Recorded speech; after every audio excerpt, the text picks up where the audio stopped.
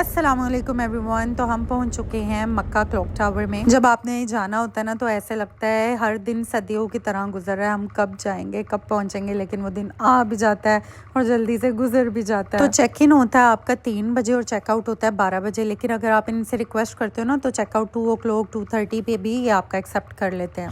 अच्छा, तो सुबह के 10:30 हो रहे थे और हम होटल में पहुंच गए थे। तो इन्होंने कहा आप ऐसा करें, जोहर पड़ रहे हैं, उसके बाद आपका रूम रेडी होगा। हमारा लगेज हमने दिया होटल वालों को। होटल में आराम से वज़ू किया, साफ़ सुथरे वॉशरूम्स थे।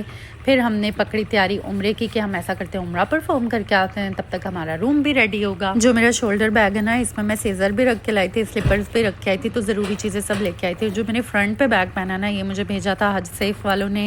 ये इतना यूज़फुल निकला। इसमें आप अपना मोबाइल रख लो, इसमें कोई खाने पीने की चीज़ें रख लो, आप अपना पासपोर्ट रख लो, तस्बीह रख लो। तो बहुत ज़्यादा स्पेशियस भी है और बहुत सेफ़ रहती हैं आपकी चीज़ें। आप ये पहन के नमाज भी पढ़ो तो मोबाइल नहीं गिरता, कोई चीज़ नहीं गिरती। अच्छा, हम पूरे रात के सोए नहीं हुए थे, लेकिन फिर भी हमने प्रेफर किया कि पहले हम उम्रा कर लेते हैं। उम्रा जो है ना वो आप तकरीबन 1.5 से 2 घंटों में कर लेते हो।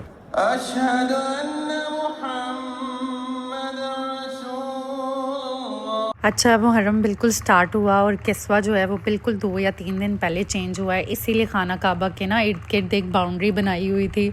तो मैंने देखते ही सोचा अल्लाह ताला, मैंने तो खाना काबा को टच करना था, तो मैं किस तरह करूँगी, मेरे तो सिर्फ 2 दिन है। तो मेरे दिल में ये इतनी बात थी, जैसे ही अगला दिन चढ़ा ना और इशा की नमाज हुई तो बाउंड्री हटा दी गई और इतना कम रश था कि रज रज के आप टच कर सकते हो। तो मैंने नोट किया अक्सर ऐसे दिल में जो छोटी छोटी मुरादें होती है ना वो पूरी हो जाती है वहाँ पे। अच्छा, मैं आपको टिप देती हूँ कि जब भी आप अपने होटल रूम से जाते हैं ना हरम में, तो आप 3-4 पानी की बोतलें खाली ले जाएं, फिर वापस आते हुए वो जमजम से भर के आया करें।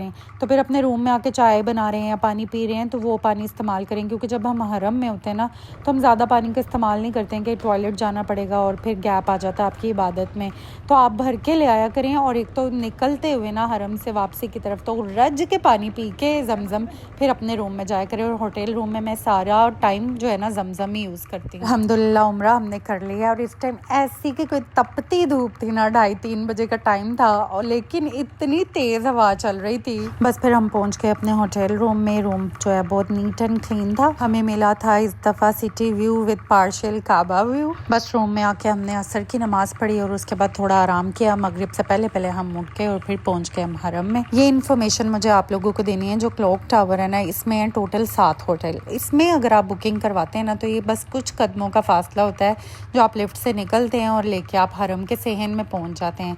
तो इससे ये फ़ायदा होता है आपकी कोई नमाज मिस नहीं होती। इस सेहन में भी अगर आप पढ़ेंगे ना तो वो भी हरम की हदूद में आता है, तो आपको एक नमाज की 1 लाख नेकियां मिलती हैं। मगरिब पढ़ के हम आगे थे ऊपर, हमने की थी रेस्ट। अब हम आ रहे हैं इशा के लिए नीचे। मक्का और मदीना जाके आपके पास ना एक गोल्डन चांस होता है, अपने मरहूमीन के लिए आप सदका कर सकते हैं।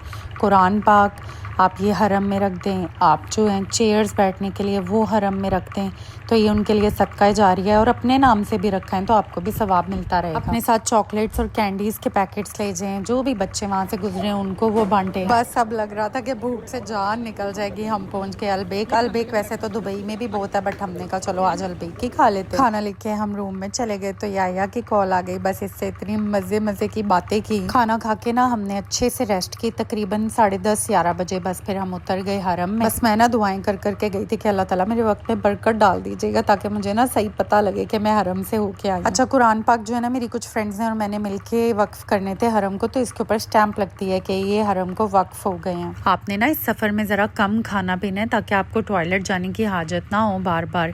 अब हम 10:30-11 बजे आए थे तो फजर पढ़ के हम अपने वापस होटल में गए। अब ये टाइम रात का ना ऐसा होता है कि आप रज रज के तवाफ़ करो, खाना काबा को देखो, आप काबा को टच करो, या बैठ के जितनी मर्जी देर देखते रहो, नफल पढ़ते रहो, आपको ना कोई उठाएगा नहीं। वरना सारे दिन में बार बार नमाजों का टाइम होता है तो आपके तवाफ़ में भी ब्रेक्स आ जाती हैं। तो this is the best time. ये मैंने इतना लंबा व्लॉग इसीलिए किया ताकि मैं आप लोगों को मैक्सिमम इन्फॉर्मेशन दूँ कि आप एक दिन में ज़्यादा से ज़्यादा टाइम कैसे हरम में गुजार सकते हैं।